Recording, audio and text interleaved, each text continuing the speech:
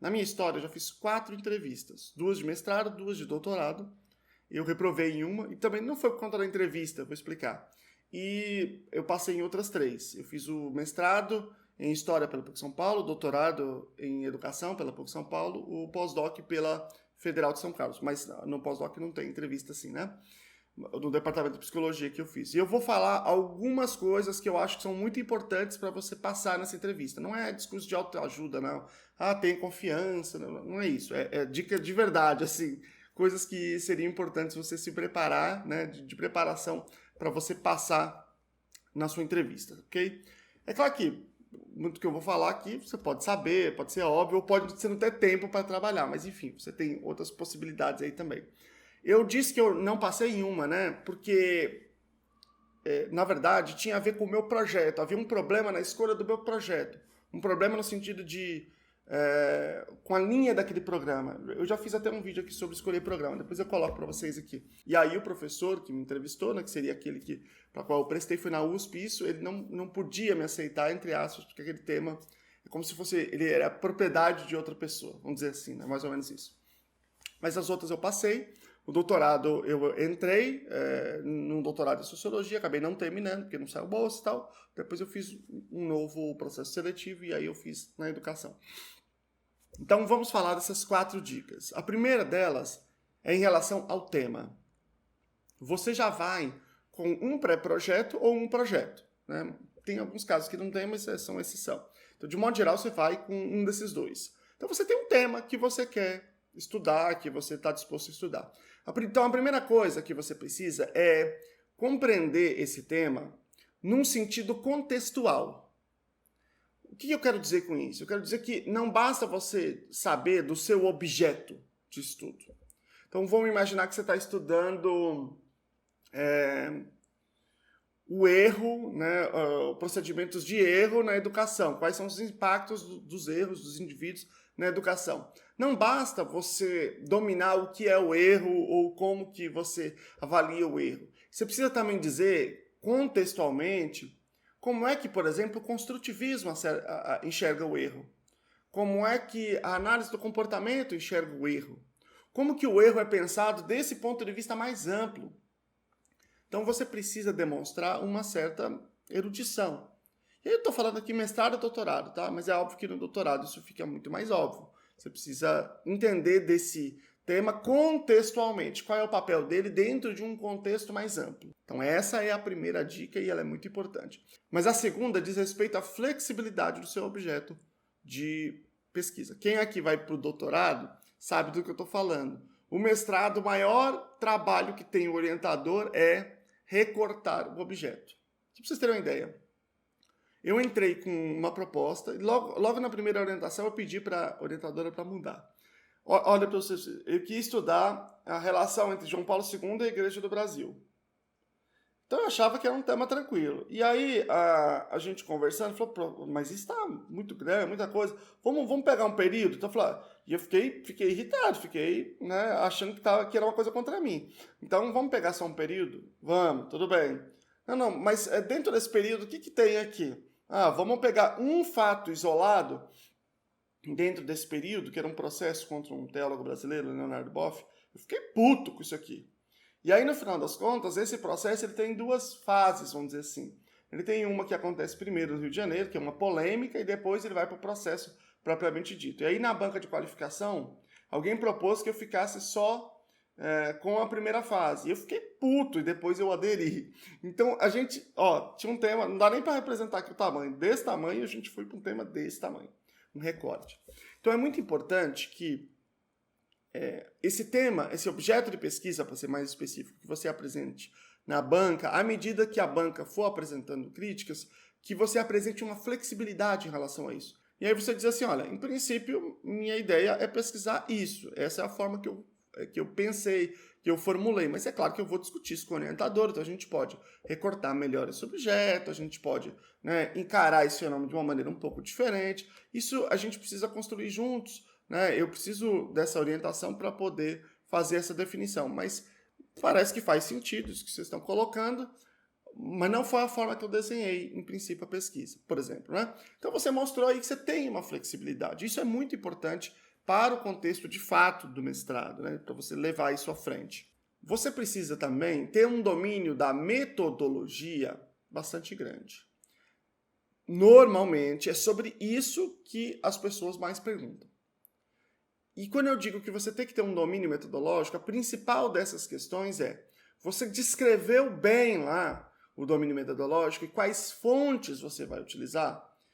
Porque se você for estudar isso depois, aí é um problema. Então, por exemplo, digamos que eu proponho um estudo experimental. Vou voltar aqui a esse mesmo tema que eu falei do erro, né? Então eu quero comparar situações de aprendizagem com e sem erro. E aí eu posso descrever muito bem lá o procedimento experimental que eu vou fazer. Vou fazer um delineamento de base múltipla aqui. Vou fazer um delineamento de sujeito único com reversão aqui. Sei lá, não importa. Mas onde você vai fazer isso? Que escola você vai fazer isso?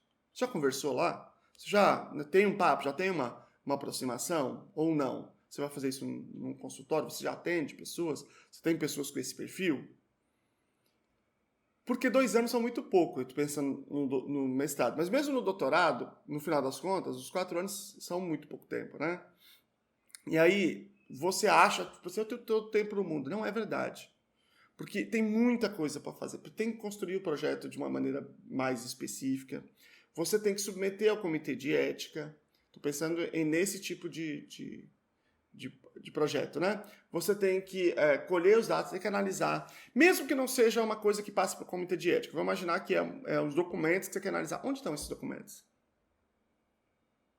Então, se você descrever as fontes, quanto melhor você descrever a metodologia e onde estão as fontes e como que você tem acesso a ela, mostrar que você tem essa experiência, tanto melhor você vai demonstrar ali para aquela banca que o orientador vai ter menos trabalho. Quanto menos trabalho ele tiver, tanto melhor para ele e para todo mundo ali.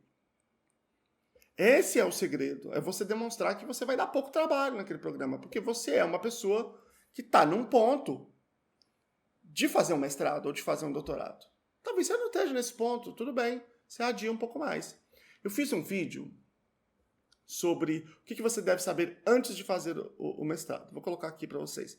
Esse vídeo eu considero muito importante porque ele tem a ver tanto com você passar, mas mais ainda com você caminhar com independência, com autonomia dentro do seu mestrado ou doutorado e você não cair na armadilha da dependência do orientador, que é uma armadilha para a sua qualidade de vida, para a sua saúde mental. Então talvez não seja o ponto, não tem problema, pode aguardar um pouquinho, as coisas não estão correndo, né? Você precisa demonstrar isso na banca. Quanto melhor você demonstrar, tanto melhor. E tanto mais garante que você vai ter uma relação também saudável com o seu orientador. Terceira dica, mostre que você conhece o programa que você está prestando. Daí você diz assim, vamos imaginar que nesse lugar tenha 5 disciplinas obrigatórias. Aí você diz assim, ó, nesse primeiro semestre eu vou fazer 3 disciplinas obrigatórias, tal e tal e tal. No segundo semestre eu vou fazer tal e tal, que são obrigatórias ou eletivas, né? Enfim, você completa aí o quadro de disciplinas. E aí no ano que vem eu consigo fazer só a minha dissertação, consigo ficar livre, e aí eu vou me dedicar mais à orientação e produção de textos, e aí em tal período eu vou fazer a produção de dados e tudo isso. Ou seja, você incluiu na sua programação não só a produção da sua dissertação, da sua tese, mas você incluiu o programa. E isso é importante para mostrar que você pesquisou, se você está comprometido com aquele programa. Existe uma política de favorecimento do programa, né, de valorização, um certo espírito aí de valorização do programa muito grande na pós-graduação. Então você demonstra este compromisso. E isso é uma coisa que os professores, de modo geral, gostam muito, desse compromisso com o programa. Você vai ser um egresso daquele programa, um mestre ou doutor daquele programa. Por fim, presta atenção nessa dica, que ela é muito importante. E é óbvio que ela só vai valer quando você está fazendo uma arguição com uma banca e não só com uma pessoa, como ocorre em alguns processos de seleção, né? Que é a seguinte, você não precisa agradar a todos da banca.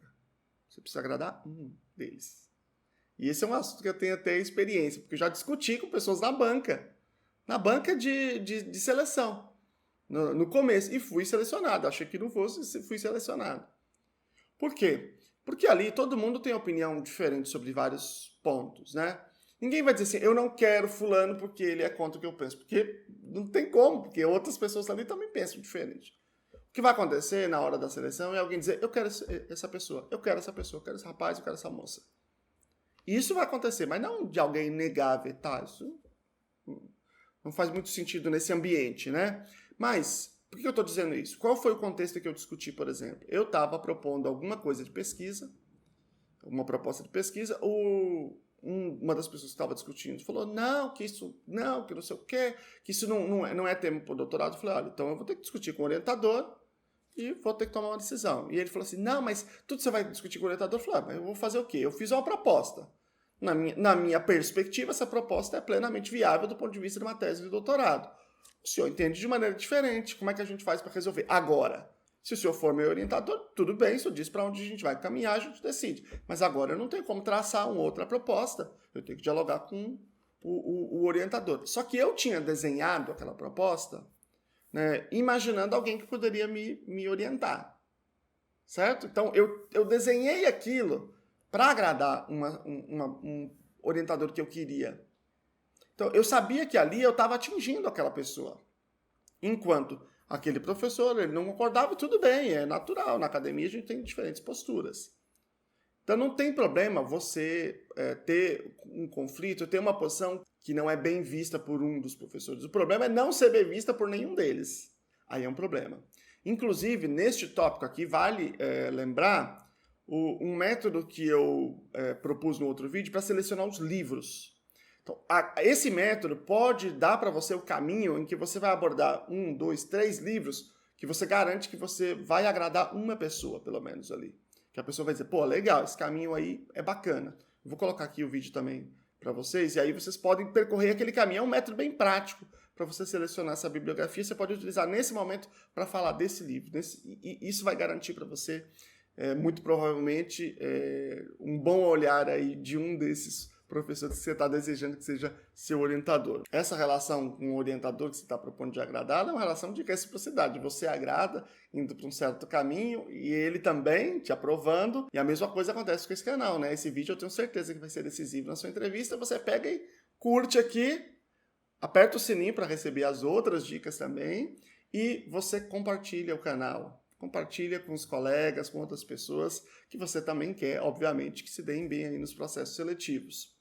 Bom, pessoal, é isso. Eu vou deixar aqui a dica prática para a bibliografia e vou deixar aqui o que você precisa saber antes de entrar no mestrado. Antes, é muito importante. Assista esses dois.